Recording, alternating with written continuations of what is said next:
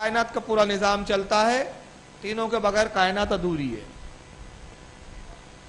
اور اس کے علاوہ اگر ہم مشرکین کو دیکھیں، اور مشرکین میں ہندو بھی آ جاتے ہیں، مشرکین میں عرب کے وہ مشرکین جو رسول اللہ کے زمانے میں تھے وہ بھی آ جاتے ہیں، یا دنیا میں بہت ساری چین کی طرف اگر جائیں تو مشرکینوں کی الگ جماعتیں ہیں، یا آپ سوڈان چلے جائیں اور دیگر ملکوں کی طرف آپ جائیں جو بتوں کی پوجا کرتے ہیں، تو ان کے ہاں بت کو لے کر ایک خدا کا تصور نہیں ہے، بلکہ وہ کہتے ہیں کہ بہت سارے خدا ہیں جو مل کر پوری سرشٹی کا، پوری کائنات کا نظام چلا رہے ہیں۔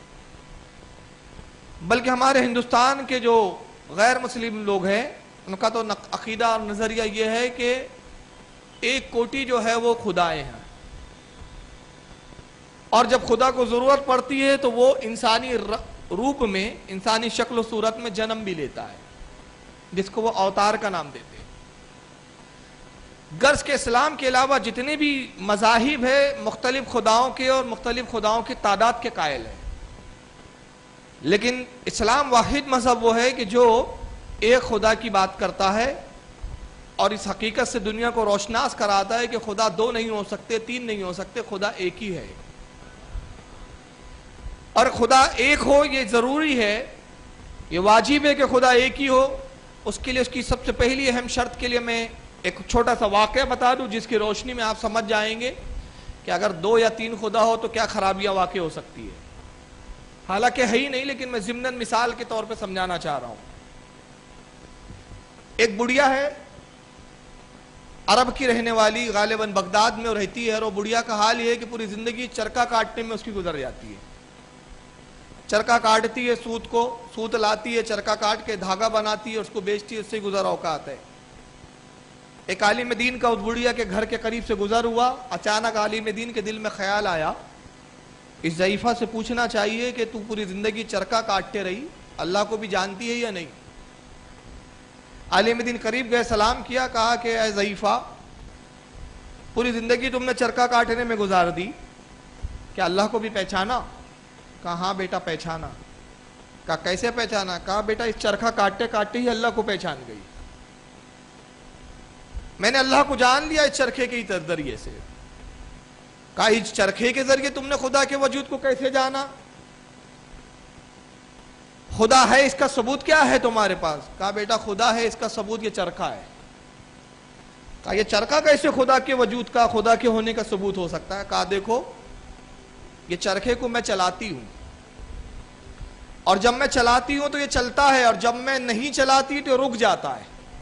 تو جب ایک چرخہ میرے چلائے بغیر نہیں چل سکتا، اچھا رک جائے۔ جلسے کے بعد رضا مسجد میں بجماعت نماز ادا کی جائیں گی، لہٰذا آپ تمام حضرات سے گزارش ہے کہ جلسہ اور صلاۃ السلام کے بعد رضا مسجد تشریف لے جائیں اور وہاں پہ انشاءاللہ بجماعت نماز عشاء ادا فرمائیں۔ ایک بار پھر سن لیں کہ جلسے کے بعد انشاءاللہ بجماعت رضا مسجد میں نماز عشاء ادا کی جائیں گی۔ درود شریف پڑھے، اللہم صلی علی سیدنا مولانا محمد عدد ما فی علم اللہ صلاۃ دائمۃ بدوام الملک اللہ صلی اللہ تعالی علیہ وسلم۔ ایک بار اور درود شریف پڑھے، اللہم صلی علی سیدنا مولانا شفیعنا و حبیبنا و طبیبنا و نبینا و مولانا محمد وعلی آلہ و اصحابہ و بارک وسلم، صلاۃ والسلام علیک یا رسول اللہ صلی اللہ تعالی وسلم۔ تو میں عرض کر رہا تھا کہ وہ عالم بڑھیا سے پوچھتے ہیں کہ اے ضعیفہ یہ بتاؤ خدا کا وجود ہے، خدا ہے، اس کو تم نے کیسے جانا؟ تو کہتی ہے کہ اس چرخے سے جان لیا۔ کہا کیسے جانا؟ کہا دیکھو یہ چرخے کو میں چلاتی ہوں تو یہ چلتا ہے، اور جب میں اس کو اس کے حال پہ چھوڑ دیتی ہوں تو یہ رک جاتا ہے۔ تو جب ایک چرخہ میرے چلائے بغیر نہیں چلتا تو اتنی بڑی کائنات کا چلانے والا ضرور کوئی ہے، اگر کوئی ہوتا نہیں تو پھر یہ کائنات کا نظام کیسے چلتا؟ عالم نے کہا واقعی تو نے خدا کو جانا۔ اچھا ضعیفہ یہ بتاؤ کہ خدا ایک ہے کہ دو ہے؟ کہا خدا ایک ہے۔ کہا اس کی دلیل کیا ہے؟ کہا بیٹا اس کی دلیل یہی چرخہ ہے۔ کہا اس چرخے سے کیسے جانا تو نے کہ خدا ایک ہے؟ کہا دیکھو میں نے ایسے جانا کہ اس چرخے کو میں چلاتی ہوں تو میں اپنی مرضی سے چلاتی ہوں، اپنی رفتار سے چلاتی ہوں.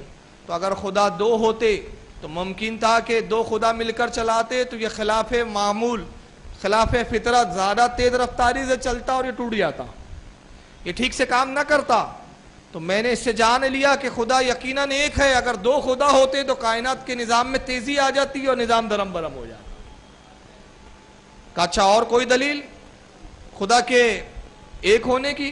کہاں یہی چرکا ہے، اور وہ چرکا ایسا ہے کہ میں چلاتی ہوں تو تنہا چلاتی ہوں، اپنی مرضی سے ایک سم چلاتی ہوں. اگر اس چرکے کا چلانے والا کوئی اور ہو تو ہو سکتا ہے کہ کبھی اس کا دل چاہے کہ میں اس کو مخالف سم چلاؤں، میں اپنے طور پر اس کو دوسری سم چلانا چاہوں اور وہ دوسری سمت میں زور لگائے. نتیجہ یہ ہوگا کہ یہ چرخہ ٹوٹ جائے گا، یہ چرخہ برباد ہو جائے گا. تو اسی لیے اگر دو خدا ہوتے تو ایک خدا کہتا پانی برسانا ہے، دوسرا کہتا پانی نہیں برسانا ہے، خدا میں ہی اختلاف ہو جاتا، کائنات کا نظام درم برم ہو جاتا. لہذا میں نے جان لیا کہ خدا ایک ہی ہے. تو بہرحال یہ ایک ضمناً ایک دلیل تھی، ورنہ ہم خدا کو بے دیکھے مانتے کہ اللہ رب العزت ایک ہے، اس لیے کہ اللہ کے رسول نے فرمایا کہ خدا ایک ہے. اور قرآن نے اپنے نبی کو حکم دیا کہ قل هو اللہ احد، محبوب آپ فرما دیجئے کہ اللہ ایک ہے. ہمارا عقیدہ ہے اللہ رب العزت زندہ ہے اور دوسروں کو زندگی دینے والا، وہ زندگی کے پر بھی قادر ہے اور موت پر بھی قادر ہے. اس کی مرضی کے بغیر کوئی کسی کو زندگی نہیں دے سکتا اور اس کی مرضی کے بغیر کوئی کسی کو مار نہیں سکتا. وہ موت پر بھی قادر اور حیات پر بھی قادر. وہ زندہ ایسا ہے کہ بے جان جان سے جان کو پیدا کرتا ہے اور جاندار سے مردے کو نکالتا ہے. کیا ہوتا نہیں ہے کہ عورت تو انتقال کر جاتی ہے لیکن بچہ پیٹ میں زندہ برآمد ہوتا ہے. بعض وقت وہ ہوتا ہے کہ عورت تو زندہ ہوتی ہے مگر پیٹ میں بچہ مردہ ہو جاتا ہے. تو وہ زندے کی جان کے اندر جہاں زندگی ہو وہاں موت بھی دینا جانتا ہے اور جہاں موت ہو وہاں سے زندگی بھی پیدا کرنا جانتا ہے. اس کی قدرت کا یہ عالم ہے. بلکہ اس کا حال یہ ہے کہ اس نے جن کی موت کا فیصلہ کر دیا کوئی اس کے مرضی کے بغیر کسی کی موت کو ٹال نہیں سکتا. وہ زندہ کرتا ہے، پیدا کرتا ہے، موت دیتا ہے، موت کے بعد پھر دوبارہ بھی زندگی دے گا. اس تعلق سے قرآن عظیم میں ایک بڑی پیاری مثال ملتی ہے. اہل عرب کا عقیدہ یہ تھا، مشرکین کا، کہ دوبارہ زندگی ملنا نہیں ہے. انسان پیدا ہوا، مر گیا، ختم ہو گیا، اس کے بعد کوئی زندگی نہیں. اور بعد مشرکین کا عقیدہ یہ تھا کہ انسان دوبارہ دوسری شکل و صورت میں پیدا ہوتا ہے جس کو پورو جنم بھی کہا جاتا ہے. مگر اسلام دونوں نظریے کا رد کرتا ہے. پہلے نظریے کے بارے میں اسلام رد کرتے ہوئے بتاتا ہے کہ انسان کو دوبارہ پیدا ہونا ہے، دوبارہ زندہ ہونا ہے.